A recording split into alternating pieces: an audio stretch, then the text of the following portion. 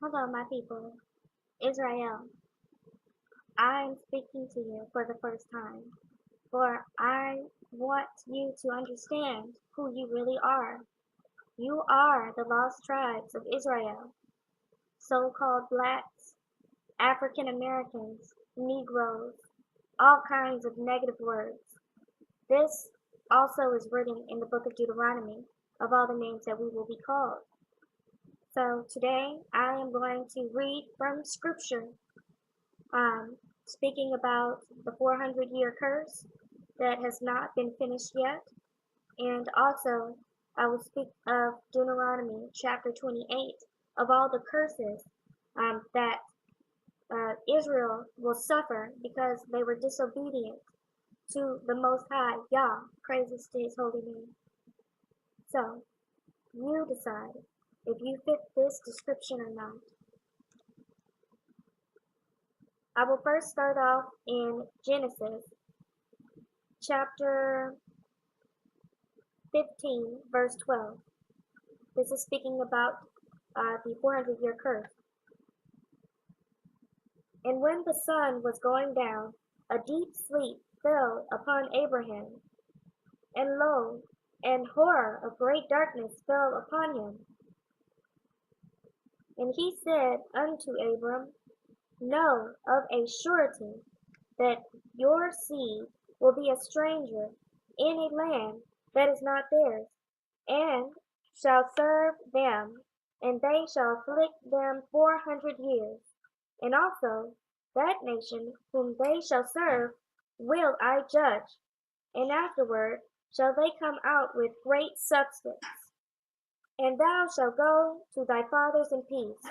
Thou shalt be buried in a good old age. Okay, so they're speaking about the 400-year curse. An angel came and spoke unto Moses. Not Moses, came and spoke unto Abraham and told him that your descendants will be in slavery, oppressed for 400 years. Now, many people think that this has already happened in Egypt with the mass exodus of the time of Moses. But that simply is not true, because before Moses was born, there was Joseph. And remember, Joseph he became very great in Egypt because he told the Pharaoh that there would be 7 years of abundance, and also there would be 7 years of famine. So he saved Egypt.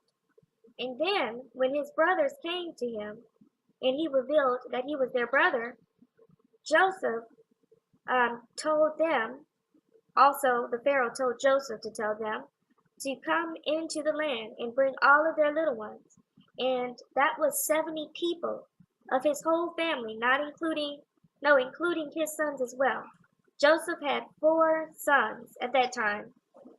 So there were 70 people that came and lived in Egypt. And the Egyptians, the Pharaoh told them, leave everything that you have behind, because what I am going to give you is going to be so great that you're not going to even need any of that stuff. I'm going to promise you and give you everything that you need. So they got up, they went back to Canaan, and they told their father of what happened in Egypt. And all of Joseph's family, the Israelites, our ancestors, were 66 in number, but including Joseph and his sons, were 70. So, around that time, Joseph was, I believe he was around 40 years old. No, yes, around 40 years old. When his family, no, he was 39 when his family came to stay there. So Joseph was loved for a long period of time, all the way past his death. And he did not die until he was 110 years old. So they lived there, but they were not enslaved. They were not enslaved into bondage until the new Pharaoh came, and he forgot all of who Joseph even was. So it couldn't have been the Pharaoh right after Joseph died. It had to be at the soonest um,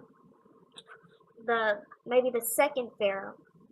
And by this time, he said that all of these Hebrew Israelites are getting big in number, and it's 600,000 of them.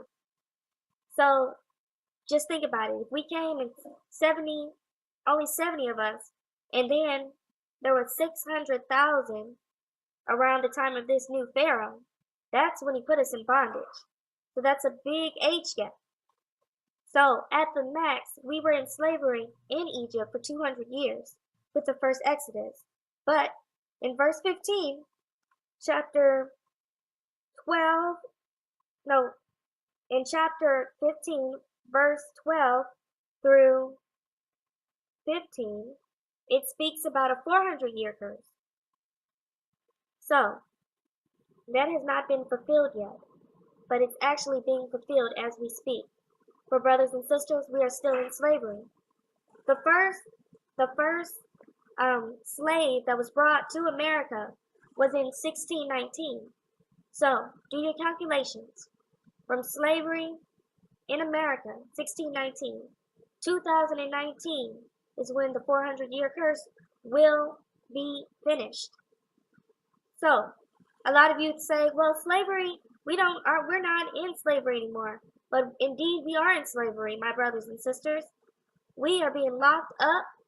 The majority of our people are locked up in the prison houses and in jail, as Isaiah and Ezekiel spoke of hundreds and hundreds of years before, well, really thousands of years before any of this occurred. Prophecy fulfilled.